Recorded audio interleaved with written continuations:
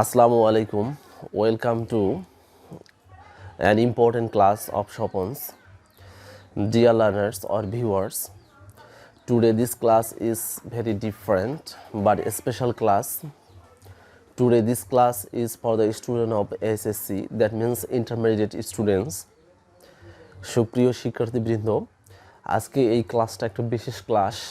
এটা হচ্ছে এসএসসি অর্থাৎ ইন্টারমিডিয়েট স্টুডেন্টের জন্য। তো এসএসসি বা ইন্টারমিডিয়েট স্টুডেন্টের জন্য ইংলিশ ফার্স্ট পেপারের একটা গুরুত্বপূর্ণ প্রশ্ন, যেটা অনেক স্টুডেন্ট সমস্যা মনে করে এবং অনেকেই আমাকে বলছিল যে স্যার আপনি এই ক্লাসটা নেবেন। তো আমি যে বিষয়টা আজকে আলোচনা করব সেটা হচ্ছে ইন্টারমিডিয়েট ইংলিশ ফার্স্ট পেপারের কোশ্চেন নম্বর 2, অর্থাৎ একটা প্যাসেজ অথবা একটা টেক্সট দেওয়া থাকবে 2 নম্বর প্রশ্নে। সেই টেক্সট বা প্যাসেজ থেকে আমাদের ফ্লো চার্ট লিখতে হবে, অর্থাৎ আমাদের ফ্লো চার্ট আকারে অ্যান্সার করতে হবে। তো এই ফ্লো চার্ট এটা খুব গুরুত্বপূর্ণ, অনেক স্টুডেন্ট এটা বোঝে না আসলে ফ্লো চার্টটা কী। তো আজকে আমরা এই ফ্লো চার্ট নিয়ে কথা বলবো ইনশাআল্লাহ। তো আমি অনুরোধ করব শুরু থেকে শেষ পর্যন্ত আপনারা এই টিউটোরিয়ালটা দেখবেন, অর্থাৎ যারা স্টুডেন্ট আছো শুরু থেকে শেষ পর্যন্ত তোমাদের এইটা দেখতে হবে। তো আমরা সময় নষ্ট না করে মূল আলোচনায় চলে যাই যে আসলে flow chart, FLOW, flow CHART, flow chart. এই ফ্লো চার্টটা কী? ফ্লো চার্ট এর বাংলা অর্থ হচ্ছে প্রবাহ চিত্র। ফ্লো মনে প্রবাহিত হওয়া, আর চার্ট মনে আমরা জানি যে চিত্র, তাহলে ফ্লো চার্ট মনে হচ্ছে প্রবাহিত চিত্র। এই ফ্লো চার্ট হচ্ছে আমাদের ইংলিশ ফার্স্ট পেপারের, অর্থাৎ এসএসসি ইংলিশ ফার্স্ট পেপারের 2 নম্বর প্রশ্নটা আসবে। অর্থাৎ একটা টেক্সট দেওয়া থাকবে এবং প্রশ্ন দেওয়া থাকবে এবং প্রশ্ন অনুযায়ী আমাদের চিত্র আকারে আমাদের অ্যান্সার করতে হবে। তো আজকে আমি আলোচনা করব যে চট্টগ্রাম বোর্ড 2017 সালে একটা প্রশ্ন এসেছিল, সেকেন্ড প্যাসেজ হিসেবে আসছিল বা সেকেন্ড টেক্সট হিসেবে আসছিল প্রশ্নটা চট্টগ্রাম বোর্ড 2017 সালে। তো এই পেজের আলোকে একটা প্রশ্ন দেওয়া ছিল, অর্থাৎ 2 নম্বরে প্রশ্ন দেওয়া ছিল। বলা হচ্ছিল যে রিড দ্য ফলোইং টেক্সট, অর্থাৎ নিচের টেক্সটটি পড়ো, অর্থাৎ এই টেক্সটটা দেওয়া ছিল। And make a flow chart, এবং একটা কি প্রবাহ চিত্র তৈরি করো। সুইং মনে কি দেখাও, রোল মনে হচ্ছে ভূমিকা দেখাও, অ্যান্ড অ্যাক্টিভিটিস মনে কার্যাবলী দেখাও অথবা কাজ দেখাও। অফ গাজীপীর মনে হচ্ছে গাজীপীরের তাহলে ভূমিকা এবং কার্যাবলী দেখাও। যে one is done for you, মানে একটা তোমার জন্য করে দেওয়া হয়েছে, অর্থাৎ প্রশ্নে কিন্তু একটা উত্তর করে দেওয়া থাকে এবং এরকম করে যে বক্স দেওয়া আছে, অর্থাৎ 1 থেকে শুরু করে যে 6 পর্যন্ত, অর্থাৎ 6টা বক্স দেওয়া থাকবে পরীক্ষায় এবং একটা উত্তর দেওয়া থাকবে বক্সের ভেতরে। শুরুতেই একটা উত্তর দেওয়া থাকবে এবং ওই উত্তরটা দেখে এবং প্রশ্নটা ভালো করে বুঝে তারপরে আমাদের এই টেক্সটটা পড়ে অ্যান্সারটা আমাদের করতে হবে। তো এই অ্যান্সার করতে গেলে অনেক স্টুডেন্ট আমরা বুঝি না। আসলে বিষয়টা হচ্ছে কি, আমাদের ভাষার উপরে দখল খুব কম। আমাদের যে ভাষার উপরে দখল বাড়াতে হবে। আমরা অনেকেই জানি না আসলে ইংলিশ কীভাবে পড়তে হবে। আমাদের সবার উচিত প্রতিদিন আমাদের একটা করে টেক্সট পড়া, মূল টেক্সটগুলো পড়ব। এই টেক্সটটা এমনভাবে পড়ব যে এই টেক্সটের যে কঠিন কঠিন যে ওয়ার্ডস মিনিংগুলো আছে, যেটা আমরা বলি ভোকাবুলারি, এই ভোকাবুলারি আমাদের এমনভাবে পড়ব আমরা সিনোনিম এবং অ্যান্টোনিম আকারে আমরা পড়ব। এবং এই টেক্সট বা প্যাসেজ যে গ্রামারগুলো আছে, এই গ্রামারগুলোও কিন্তু আমাদের পড়তে হবে। আমাদের ইংলিশ সেকেন্ড পেপারে বেশ কিছু প্রশ্ন চলে আসে, যেমন তোমাদের বিশেষ করে এসএসসি সেকেন্ড পেপারে সিনোনিম অ্যান্টোনিম নামে একটা প্রশ্ন চলে আসে। তো এই টেক্সটগুলো যদি আমরা ভালো করে পড়ি, ভোকাবুলারিগুলো যদি ভালো করে পড়ি, তাহলে আমাদের সিনোনিম এবং অ্যান্টোনিম আমাদের কিন্তু হয়ে যাচ্ছে। আবার এই টেক্সটের ভিতরে যে আমাদের যে comma, full stop, inverted comma, apostrophe comma, তারপরে নোট অফ ইন্টারোগেশন বা যেটাই আমরা বলি না কেন, কোশ্চেন মার্কে বলি না কেন, এগুলো আমাদের আমরা যদি ভালো করে লক্ষ্য করি তাহলে আমাদের এখানে পাংচুয়েশন মার্কস অ্যান্ড ক্যাপিটালেশন কিন্তু হয়ে যাচ্ছে।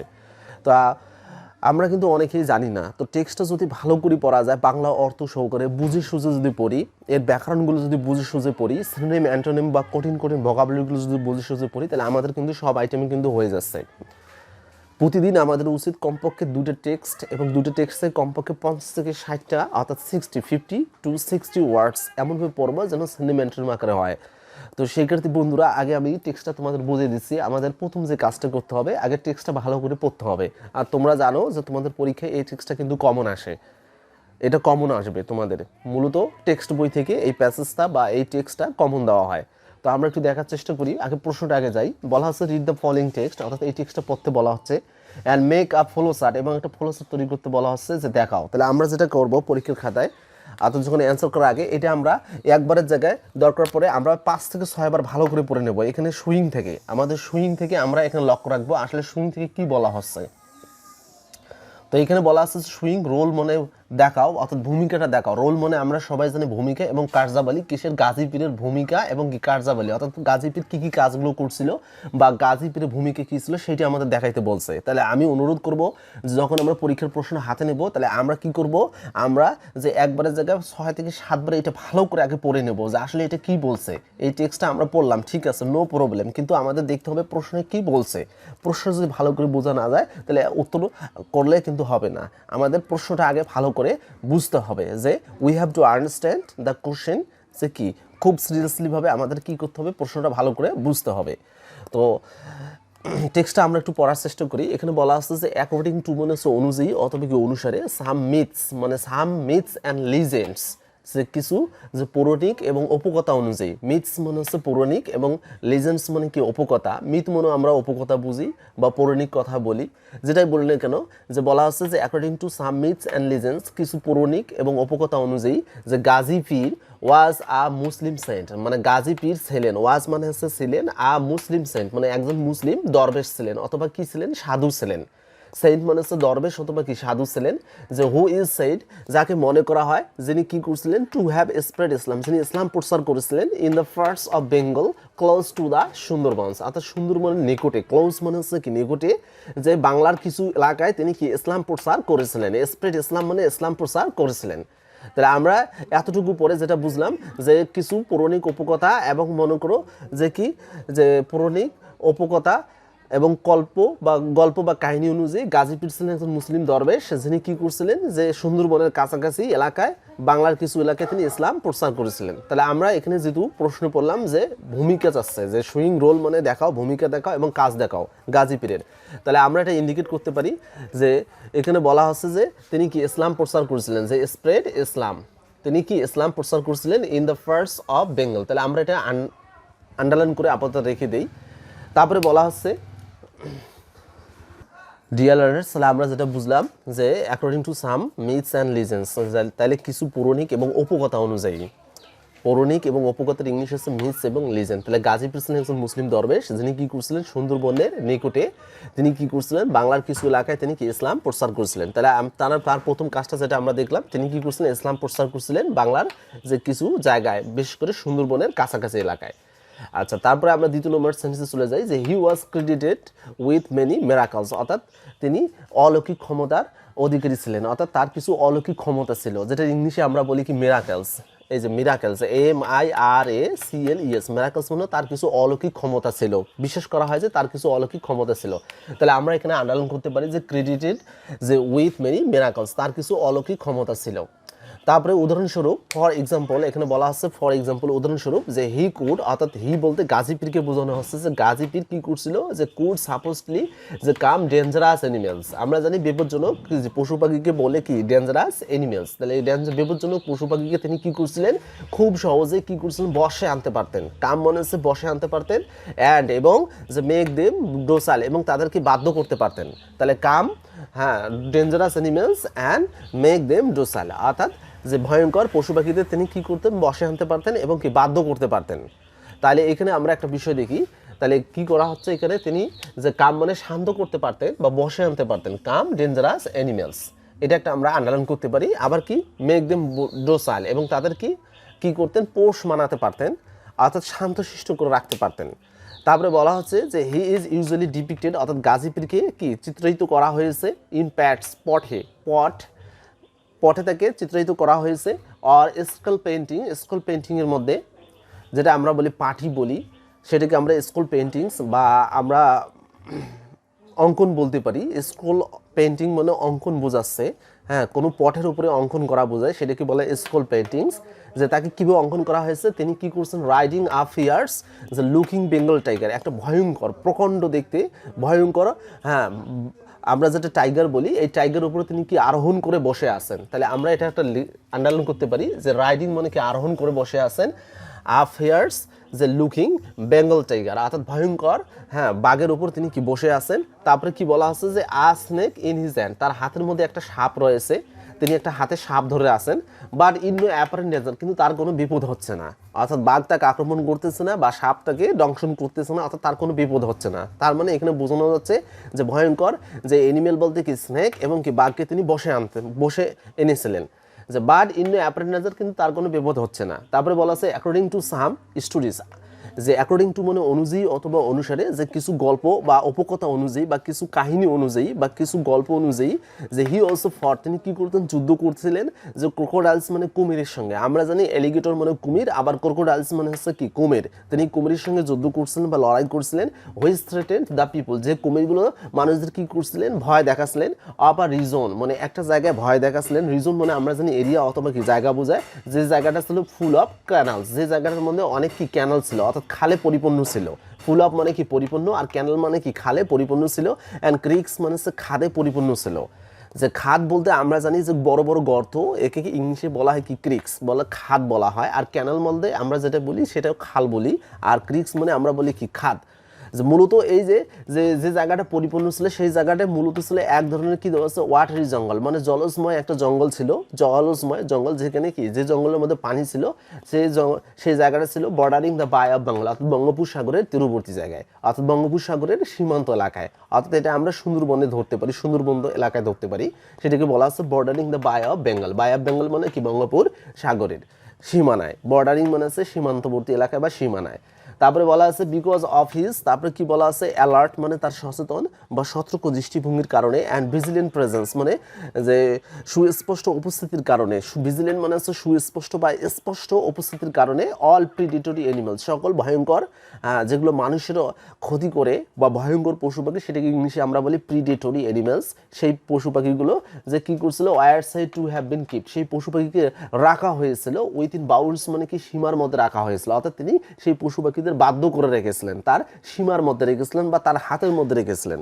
তারপরে বলা হচ্ছে যে it also was believe that, আরও বিশ্বাস করা হয় যে হি ইনেবল ভিলেজার্স, তিনি গ্রামবাসীদের কি করছিলেন, সক্ষম করে তুলেছিলেন। হ্যাঁ, গ্রামবাসীদের কি সক্ষম করে তুলেছিলেন টু লিভ ক্লোজ, বসবাস করতে, কাছাকাছি বসবাস করতে। কোথায়? টু ফরেস্ট অ্যান্ড জাঙ্গলস, বন জঙ্গলে কাছাকাছি এলাকায় তিনি যে লোকজনকে কি করছিলেন, গ্রামবাসীদের কি করছিলেন, যে সক্ষম করে তুলছিলেন বন জঙ্গলে বসবাস করার জন্য, অ্যান্ড কাল্টিভেট দেয়ার ল্যান্ডস, এবং গ্রামবাসীরা যেন তাদের জমি চাষাবাদ করতে পারে। তো এইটাই ছিল একটা টেক্সট। তাহলে এই টেক্সটটা পরে আমরা যেটা বুঝলাম গাজী পীর সম্পর্কে, আসলে গাজী পীর ছিলেন একজন মুসলিম দরবেশ, যিনি কি করছিলেন, পৌরাণিক কাহিনী বা উপকথা অনুযায়ী আমরা বুঝতে পারি যিনি কি ছিলেন, মুসলিম দর্শক, মুসলিম তিনি দরবেশ ছিলেন, হ্যাঁ, যেটাকে আমরা বলি মুসলিম সাহিন বলি। তিনি কি করেছিলেন, সুন্দরবনের কাছাকাছি এলাকায় তিনি ইসলাম প্রচার করেছিলেন। তার অনেক অলৌকিক ক্ষমতা ছিল। তিনি কি করছিলেন, ভয়ঙ্কর পশু পাখিদের তিনি বসে আনতেন, যে পশু পাখিরা মানুষদের ক্ষতি করতো, মানুষ ভয় পেত যে পশু পাখিদের। তো সেই সম্পর্কে এই টেক্সটটা আমরা পড়লাম এবং তার অনেক বৃত্তকথা আমরা শুনলাম। তাকে বিভিন্ন চিত্র অঙ্কিত করা হয়েছে, তার ছবি আঁকা হয়েছে বিভিন্ন শিল্পকর্মে। সেখানে আমরা দেখলাম তিনি কি করছে, যে তিনি একটা ভয়ঙ্কর বাঘের পিঠে বসে আছে, অর্থাৎ আরোহণ করে বসে আছে, এবং তার হাতে একটা কি স্নেক বা আমরা সাপ দেখতে পাই, কিন্তু এই বাঘ বা সাপ তার কোনো ক্ষতি করতেছে না।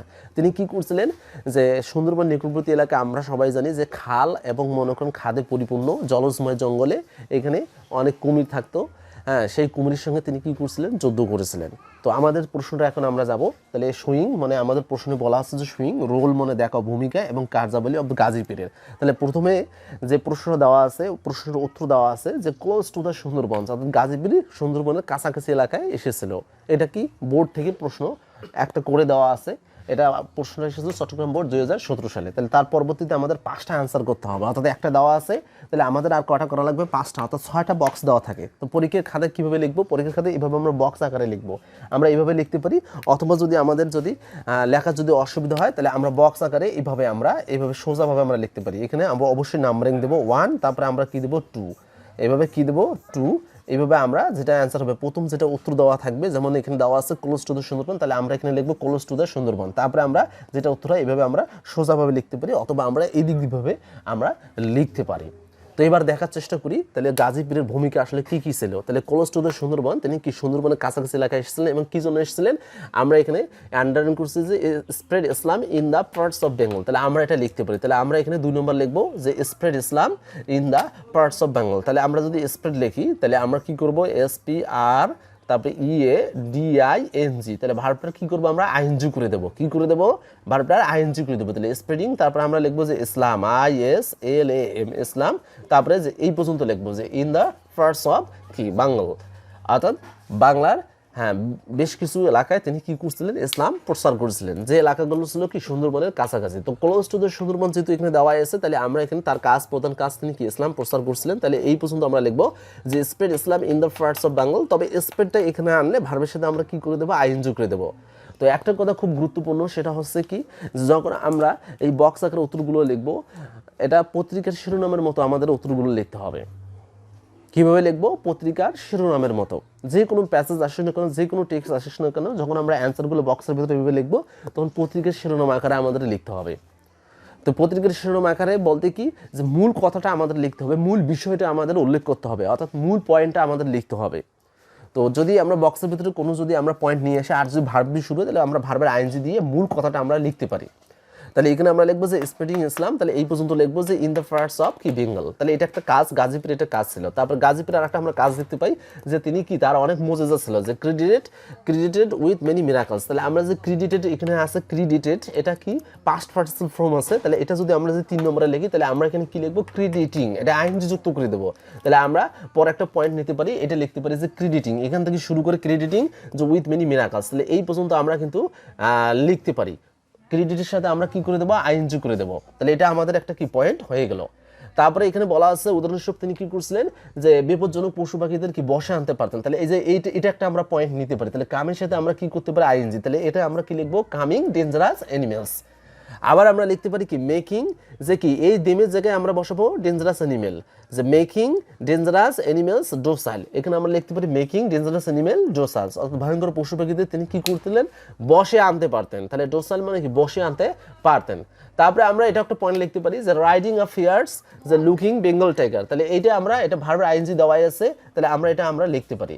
এভাবে আমরা আর কি অ্যান্সার করতে পারি যে এটা দেওয়া আছে ফট ক্রোকোডাইলস, মানে কুমিরের সঙ্গে তিনি কি করেছিলেন লড়াই করেছিলেন, যুদ্ধ করেছিলেন। তাহলে এখানে ফটটা আমরা জানি পাস্ট ফর্মে আছে, এটা যদি এখানে আমরা পয়েন্ট আকারে লিখি, তাহলে আমরা লিখতে পারি কি ফাইটিং। তাহলে প্রেজেন্ট ফর্ম করে আমরা কি করে দেবো আইএনজি, যে ফাইটিং ক্রোকোডাইলস, তিনি কুমিরের সঙ্গে কি করেছিলেন লড়াই করেছিলেন। এইভাবে আমরা আরো পয়েন্ট লিখতে পারি যে ইনেবলড ভিলেজার্স। তাহলে আমরা ইনেবলড আছে এটা আমরা প্রেজেন্ট ফর্ম করে আইএনজি করে দেবো, যে enabling villagers to live close to the forest and jungles. এই পর্যন্ত আমরা একটা পয়েন্ট আমরা নিজেরাই তৈরি করে লিখতে পারি। তিনি কি করছিলেন গ্রামবাসীদের কি করছিলেন, গ্রামবাসীদের সমর্থ করে তুলছিলেন, সাহস জুগিয়েছিলেন যে তোমরা যে কি করো, যে বন জঙ্গলে বসবাস করো, বন জঙ্গলে যে পশু পাখিগুলো আছে তোমাদের কোনো ক্ষতি করবে না। তাহলে আমরা ইনএবলড আছে এটা প্রেজেন্ট ফর্ম করে আইএনজি করে দিতে পারি, যে ইনএবলিং অর্থাৎ ইনএবল এটার সাথে আইএনজি করলে enabling villagers to live close to forest and jungles. আবার আমরা একটা পয়েন্ট আকারে লিখতে পারি, সেটা হচ্ছে কাল্টিভেট দেয়ার ল্যান্ডস। তাহলে আমরা এখান থেকে পয়েন্ট তৈরি করতে পারি যে enabling villagers to cultivate their lands. এভাবে অনেকগুলো অসংখ্য আমরা পয়েন্ট তৈরি করতে পারি টেক্সট থেকে। তো আমরা যেটা মূলত যেটা দেখবো সেটা হচ্ছে গাজীপুরের কাজ বা ভূমিকা সম্পর্কে আমরা দেখলাম। তো আমি মনে করি তোমরা বুঝতে পেরেছো। এভাবে আমাদের কি করব প্রতিদিন আমরা প্র্যাকটিস করব। আসলে ফলো চার্ট মানে হচ্ছে প্রবাহ চিত্র। এখানে সবচেয়ে গুরুত্বপূর্ণ যে বিষয়টা সেটা হচ্ছে আমাদের এই প্রশ্নের সুইং থেকে আমরা দেখব আসলে প্রশ্নটা কি চাওয়া হচ্ছে, সেটা আমরা দেখে সেই অনুযায়ী আমরা কি করব অ্যান্সার করার চেষ্টা করব। আর পরীক্ষার খাতায় এইভাবে বক্স আকারে আমরা কিন্তু লিখবো। যদি এইভাবে যদি লেখা না হয় তাহলে আমরা সোজাই আমরা লিখতে পাবো। তবে প্রথম যে প্রশ্ন দেওয়া আছে সেটা অবশ্যই আমাদের লিখতে হবে, সেটা অবশ্যই আমাদের কি করতে হবে লিখতে হবে।